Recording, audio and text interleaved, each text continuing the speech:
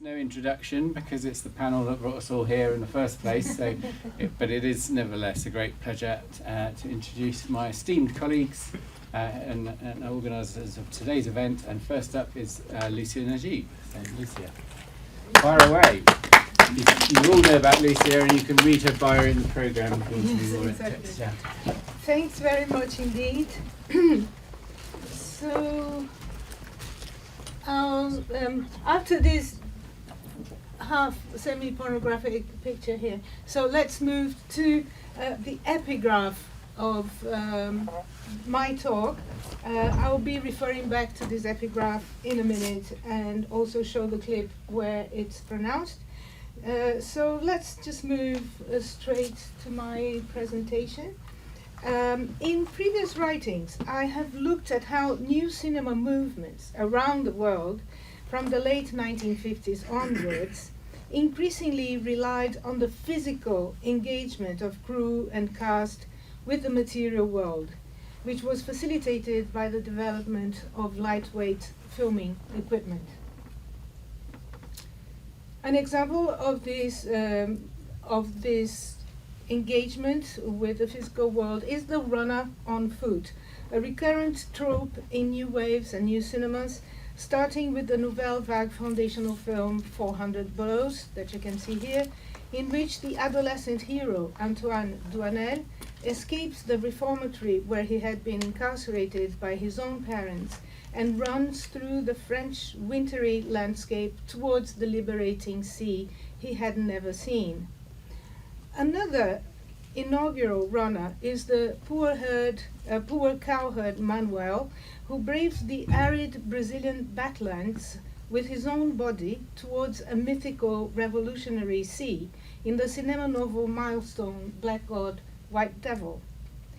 Equally physical and utopian is the hero of Atana Djuat, a landmark in Inuit filmmaking, whose title means the fast runner in Inuktitut.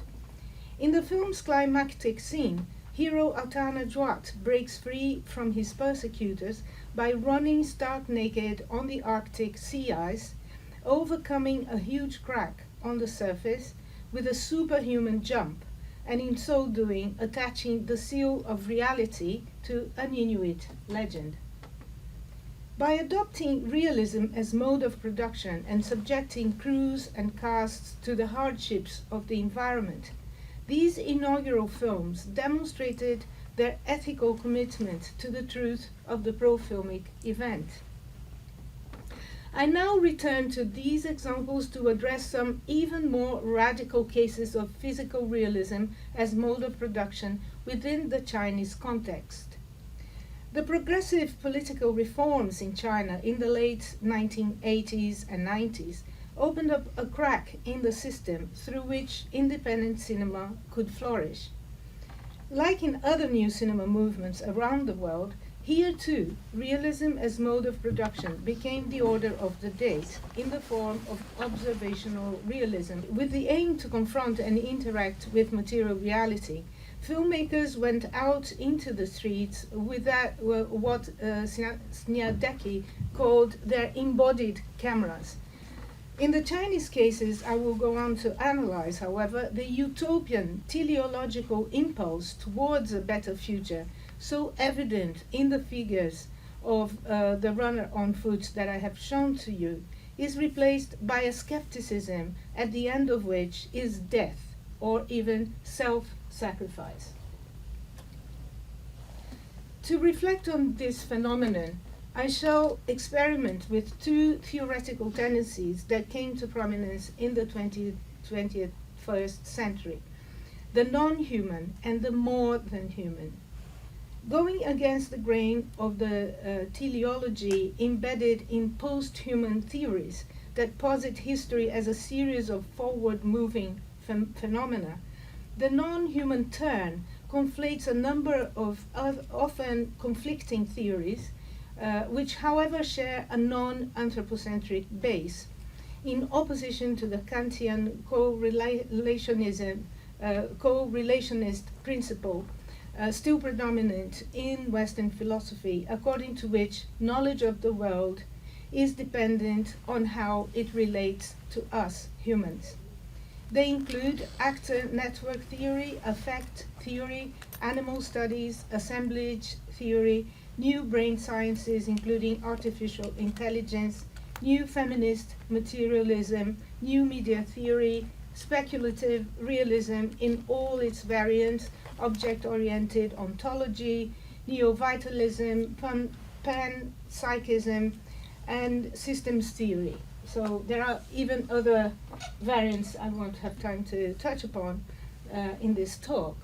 But let me now turn to the more than human approach, which emerged in the wake of the Feral Atlas, the more than human Anthropocene, a militant and educational mega project conceived by anthropologist Anna Tsing and her collaborators, first published as a book in 2020, then displayed in the form of a multi-dimensional website, including 79 field reports from scientists, humanists, and artists in 2021. Their stated aim was to show how to recognize feral ecologies, or ecologies that have been encouraged by human-built infrastructures, but which have developed and spread beyond human control. These unstoppable and destructive effects of human action on the planet constitute, according to the Feral Atlas, the very definition of the Anthropocene. Most significant to my case studies is the way that these currents resonate with realist thought on film. Already in 1948, André Bazin had defined cinematic realism as non-anthropocentric, for example, in his analysis of the new realist film Paisa or Paysan by Roberto Rossellini in 1946, in which he identifies image facts which exist as fragments of reality before any meaning, among which humans are given no pride of place a priori. Moreover, cinema is notable for being inherently intermedial, that is, for acknowledging no barriers or hierarchies across the sister arts as at its base, diluting the weight of human authorship, which is further challenged by the medium's mimetic property that confounds it with real life. I shall start my analysis by looking at the quote that serves as epigraph to this paper, lifted from Gao Xinjiang's theater play suggestively titled The Man Who Questions Death, or The Man in Search of Death would be more accurate to the French original. Though Gao was awarded the Nobel Prize for his literary corpus, his practice is essentially transmedial, involving theater, photography, painting, choreography, and not least film.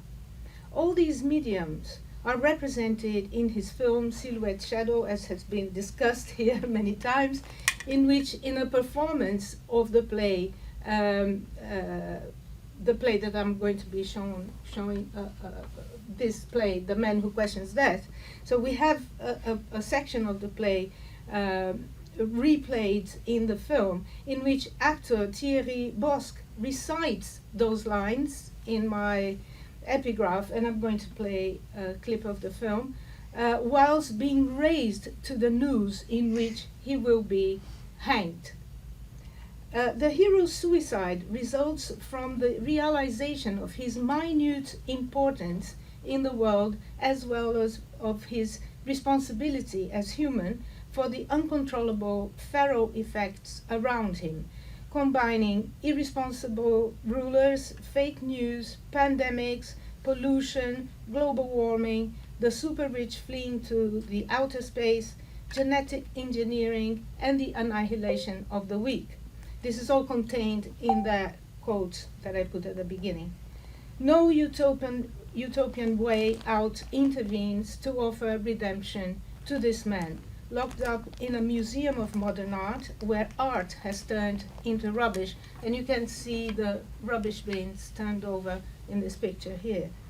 The only ethical response is therefore the hero's self-removal before the end of the world. So let's just have a quick look at this clip.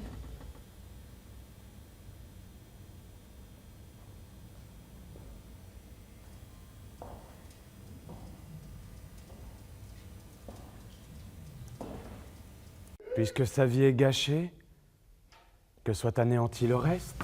This is the alter ego Puisque la of vie the est un hero. bourbier, il se noircit plus encore. Puisqu'il n'y a pas de salut,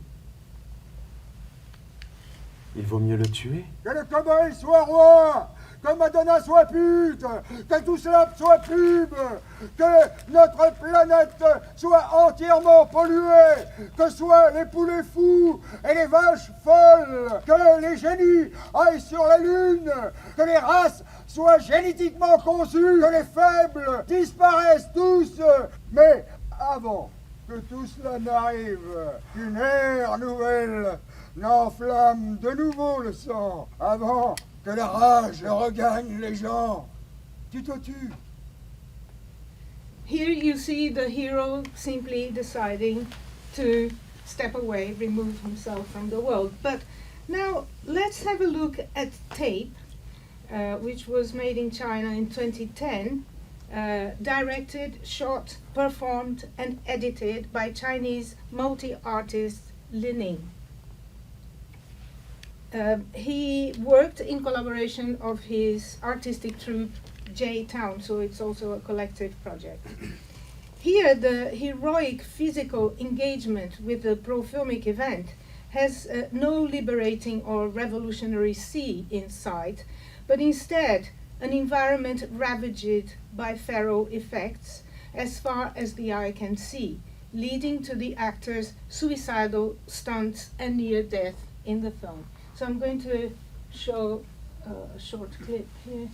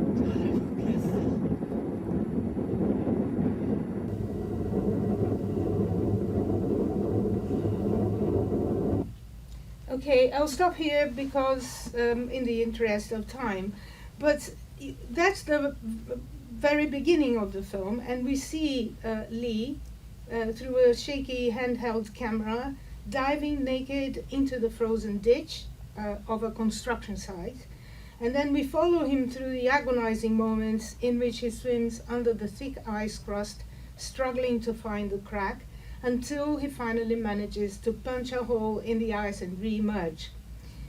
After this near-death dive, we see him breaking the ice again and diving in, so he repeats this stunt, followed by blurry images and electronic noises revealing that he had taken the camera into the water with him.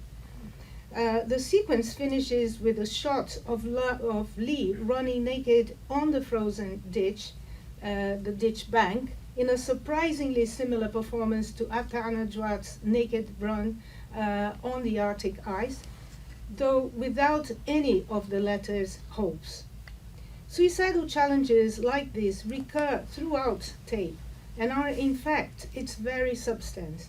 As a whole, the film is an attempt at a three-way fusion between the filmmaker's body, the camera, and the environment, which is both self-destructive and generative of works of art. The very title tape is at once metaphorical and literal. It is the videotapes on which the film is made, but also the adhesive tape which glues different objects together, including members of Li's troupe, J-Town, to street furniture and other properties. Shot over 5 years in the city of Shandong, which was at the time undergoing massive development in preparation for the Olympic Games, tape evolves in tandem with the demolition process that was replacing a horizontal city with a vertical one, leaving swathes of dispossessed inhabitants in its wake, including Li and his family. In one of the troops' stunt, they placed printed reproductions of themselves on the tarmac to be run over by passing cars, buses, and bikes. The flattened shapes are then superimposed with moving images of the troop members themselves, who seem to miraculously resurrect and move on. Li's naked body directly interacts with the city's debris. As he scales them and boards a forklift full of rubble, his body bruised and cut and at one point needing stitches, as you can see here. After his 5 years of shooting what he defined as his own life in the most harrowing conditions of deprivation, but with dazzling elan, Li Ning in tape finally gave in to his and his family's financial needs and enlisted on a regular job. Should he have persisted with what Lacan calls the heroism of the lack, the result might have been the extreme ethical event he had been bordering throughout, real death, to which I now turn. Godard, in his 1960 film The Little Soldier, famously defines cinema as truth 24 times a second, due to film's indexical property of establishing a material bond with reality.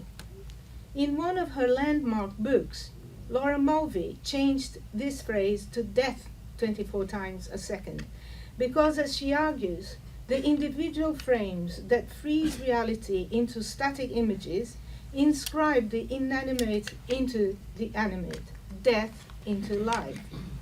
Victor Fan has found a similar understanding of the film medium within the Chinese theoretical context. It is the concept of bizhen, or approaching reality, according to which the cinematographic image is a suspended stage between life and death. Fan connects this theory with the Bazinian ontology of the photographic image, based on what he deems to be a common understanding that the cinema, in its state of imperfection, is a potentiality that can approach reality but never fully actualize it. This means that cinema is always tending towards but never fully becoming real life or real death. If we are to summarize these ideas into an understanding of realism as the fidelity to the event of truth, then it would mean approaching death, which seems to constitute an irresistible attraction for some radical Chinese filmmakers in my next examples. Frozen, made by Wang Xiaoshuai, one of the exponents of the so-called Chinese sixth generation of filmmakers, made in 1994 but held from distribution by censorship until 1997, resonates with both Atana Droite and tape in its drive to engage with the material reality of ice. The film focuses on visual artist Qi Lei, who first commits a mock suicide by burying himself in ice as an artistic stunt, and then he goes on in the film itself to actually kill himself. The story is based on the real suicide by visual artist Qi Li, who performed his fatal ice burial after staging similar burials with water, earth, and fire. In Frozen, Qi Li's public suicidal stunt, ice burial, consists of letting himself be gradually buried in ice, as you can see here, until his presumed death of hypothermia. Despite the representational character of the stunt, presentational indexicality is blatant in the actor's complete physical commitment to his performance on ice, in which director Wang confirms by explaining the dangers the actor and other members of crew and cast were exposed to. He says, "When we shot the ice burial, we did not know that it was life-threatening, so we did not send for doctors. We just went ahead and shot it on our own. But after we finished shooting, we sent Jia Hongsheng, the actor in the role, to the hospital to be examined. It was only after the fact that we learned from the doctor just how very dangerous it was. It takes a long time for the body to get cold, but death can come at any time. It only takes a split second to suddenly lose someone to hypothermia." The fact that simulation could have avoided such risks did not even cross the crew and cast's minds. More shockingly, however, the actor in the leading role of the suicidal artist, Jia Hongsheng, then at the height of his youth and vigor, went on to actually commit suicide in 2010, cutting short a stellar career that included his celebrated performance in another Chinese cinema landmark, Suzhou River, directed by Lou Ye, another exponent of the Chinese sixth generation of filmmakers. This would not be Wang Xiaoshuai's last brush with real suicide for the sake of art and film. In 2016, talented young director Hu Bo signed a contract with Wang's production company Dongchun Films to produce his first feature, An Elephant Sitting Still, based on a short story penned by Hu himself. This riveting, heart-wrenching masterpiece of a film could not be finished by the director himself because he committed suicide at the young age of 29 years of age, before the film editing was completed. The main reason for this tragic outcome seems to have been the refusal by producer Wang to accept the 4-hour edit proposed by Hu, insisting instead on a version half the length. These would cut in pieces the structural long takes of the film, which preserved the space-time integrity of the pro-filmic event in the realist spirit of Bazin. Hu's suicide thus translates his ultimate ethical commitment to the realist and anti-economical design of his film.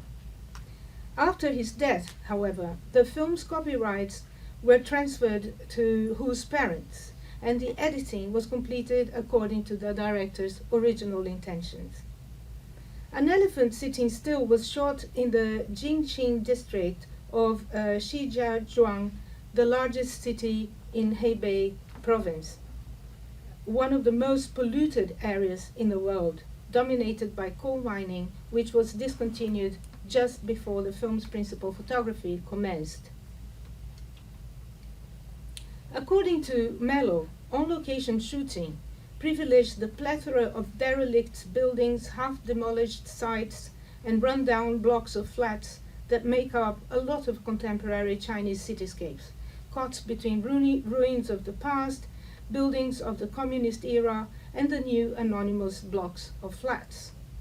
Locations here are indeed a powerful indexical link between fiction and reality, grounding the characters within the contextual gloom that blights their lives.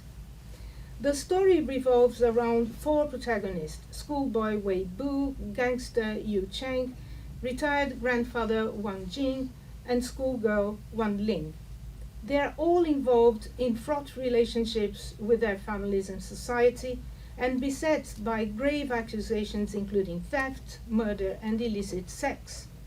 Whilst these distressing events connect the four of them, they all become obsessed with the tale of an elephant in a circus in Manzhouli that remains serenely seated even when poked and beaten. Except for Yu Cheng, injured with a bullet, the other three and Wang's little granddaughter end up on a communal journey to faraway Manzhouli to find the mysterious elephant. The film starts with an impromptu suicide by a husband who catches his wife in his bedroom with his best friend. Another suicide takes place towards the film's end, this time by student Li Kai, Wei Bu's best friend, who is subject to unrelenting bullying. In all Chinese examples in focus here, the suicidal drive is depicted as resulting from a situation of confinement, starting with Gao's hero metaphorically locked up in an art museum. The other three cases relate to a more specific Chinese issue of overpopulation and displacement due to gentrification, which leads to characters feeling utterly expendable. In Tape, Li Ning is supremely expendable given his incapacity to generate income in the new profit-driven Chinese society, and is obliged to live with his wife and son in his mother's minute flat. In Frozen, artist Chi Lei lives with his sister and her husband in equally cramped conditions, with his brother-in-law looking forward to his announced suicide so as to profit from the sale of his artwork. In An Elephant Sitting Still, all four protagonists are too many in their tiny abodes, even when these are their own property, as in the case of the retired grandfather Wang Jing, pushed out of his flat by his own offspring. However, the general ugly and polluted world around them, which denies them escape, is a global condition, a consequence of the Anthropocene's uncontrollable feral effects. Therefore, the alternative for the characters is to join each other in the search for this unknowable other, which is also the figure at the heart of Levinas's ethical theory, according to which it is a desire without satisfaction, which understands the remoteness, the alterity, and the exteriority of the other. It goes towards it aimlessly, that is, as toward an absolute, unanticipatable alterity, as one goes forth unto death. The journey towards the elephant sitting still is indeed a march towards an absolute alterity of death. The bus carrying the four characters eventually stops after a long drive in a deserted and utterly dire roadside spot in the middle of a freezing winter night. As the passengers slowly get off the bus and stand around it, we suddenly hear the trumpeting of an elephant, without the animal ever materializing before the camera. The film ends here with this bleak representation of Lacan's desire for the impossible real, which can only be satisfied with the heroism of the leg. Let us now come back to the interlocking of fictional and actual suicides in these filmic examples. Being considered expendable by others in a fictional story is an occurrence that would not in itself constitute an outstanding feature of Chinese or any other cinemas. However, an artist who agrees on their own expendability and acts accordingly by removing themselves from the world is an extraordinary fact, a tragedy brought about by social and personal circumstances that no one could possibly desire. For their maker's own sake, realist cinema should remain cinema, though always approaching reality as suggested by Fan, by clinging to its representational safeguard, flimsy though it might be. However, Bazin was entirely right in highlighting the non-anthropocentric ethics animating realist cinema, which is also at the core of the non-human currents I have mentioned earlier in this paper. In an elephant sitting still, the character's awareness of their insignificance demonstrates a desire on the part of the filmmakers to remove human beings from their undeserved central position in the world, which is instead occupied by an elephant no one can see. Their effort to capture the encounter with this incomprehensible vacuum is what testifies to their ethics of realism. Thank you very much indeed.